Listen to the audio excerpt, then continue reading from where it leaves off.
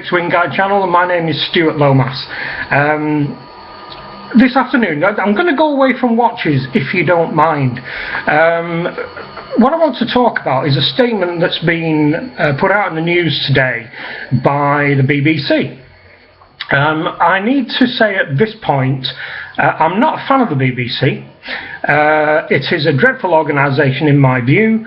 I do not watch or use any of their services, and yet I am forced by law, with the threat of jail, that I have to pay the licence fee. Well, that's not what I'm here to talk about today, although I might return to that at some point in the future.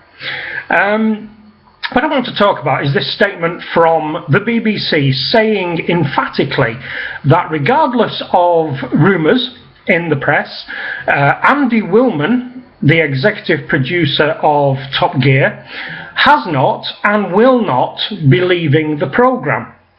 Now, the problem I've got with that, and the reason I'm making this video about it, is that Andy Wilman and Jeremy Clarkson are old friends, in fact playground buddies.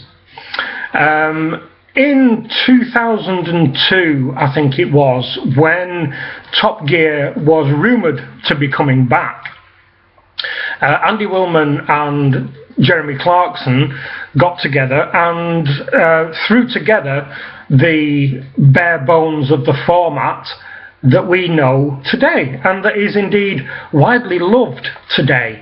I am a great fan of Top Gear, just not a great fan of Jeremy Clarkson.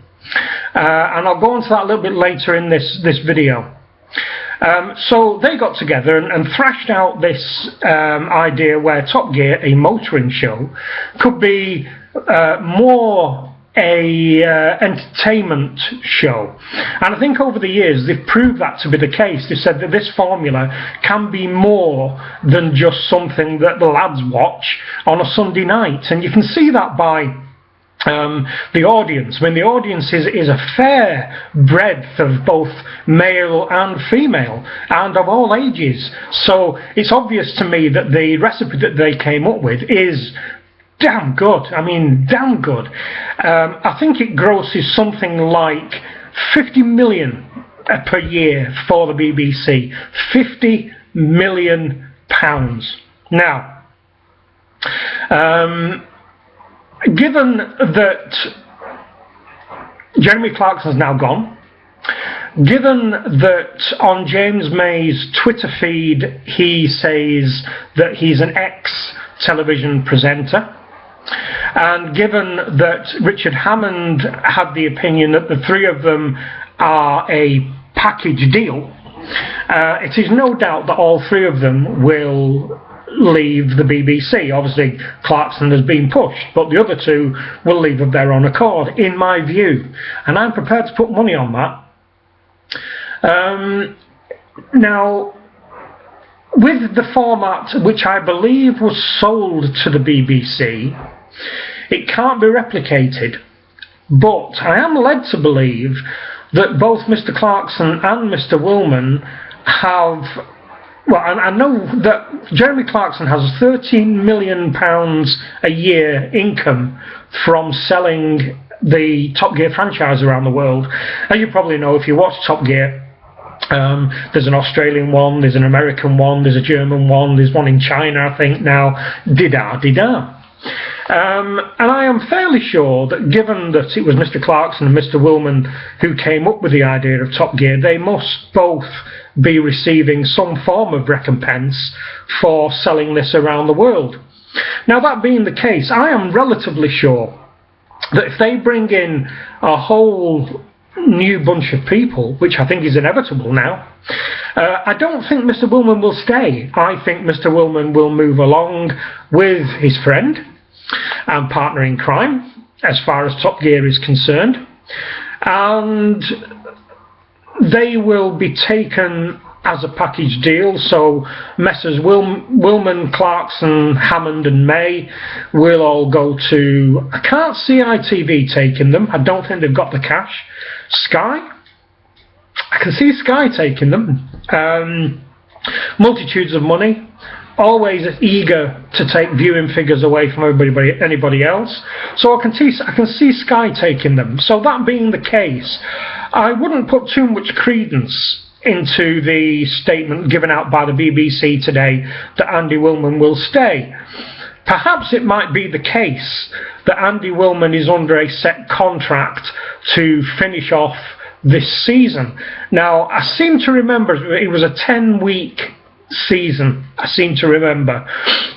And I think that Clarkson left after 7 weeks. So there are still 3 or 2 more episodes possibly left to put together. Now, I can see perhaps that the BBC would force Mr. Wilman to work with 3 new presenters. And between you, me and the doorpost, I've heard rumours that Dermot O'Leary is going to be one of them. Jodie Kidd is perhaps rumoured because of the success of the classic car show on Channel 5, and as we're aware, Jodie Kidd has appeared as a guest previously on Top Gear when the challenges were on and things like that.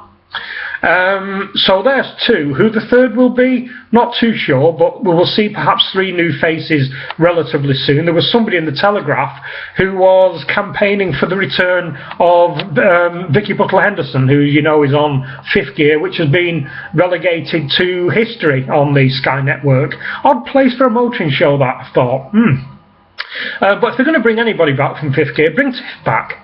Tiff would be an ideal person because he is a freelancer and he's done little bits of freebies, not freebies, but you know, self-employed things for Top Gear over the years, and I do believe that he is the trainer for all new presenters on Top Gear.